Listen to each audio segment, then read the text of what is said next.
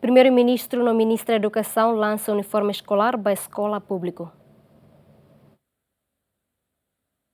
Primeiro-Ministro, junto com o Ministro da Educação, no Secretário de Estado de Igualdade de Gênero, oficialmente lança uniforme escolar a o primeiro ensino básico, primeiro, segundo no terceiro ciclo, no ensino secundário geral, no técnico vocacional. A foi lançamento do uniforme escolar, né? Ministra da Educação, Dulce de Jesus Soares Ateten, uniforme nebe mak Ministério implementa o camisa mutin, nebe tau mos emblema educação nian, no bandeira nacional no seluktan, no nemos estudantes sira uja gravata tais, hanesan identidade cada município nian, no sai hanesan integrado si cultura escolar timornian.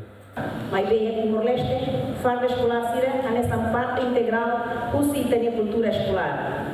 Nós duni usa farda pela ajuda a questão de segurança sira em escola, também identifica, estudantes sira não fácil fazer bastante farda. Usa farda nós pela ajuda estudante sira atu concentra bastante estudo também na liga mata mores atu hanoi com a roupa e daí foi impacto no bema positivo de tebes para ser desempenho. Pesquisa para no bema halonamos descobre que a ina amansira para enfrentar problema e quando ira haruka serni para escola também ia Timor dalam rumah família ida ini online lima maksudnya ensino básico então tem que só farda no bema dalam rumah ni presme $10 para leter. Então, ina aman para a mesta, foi dane, ali usi conversas, discussões de grupos com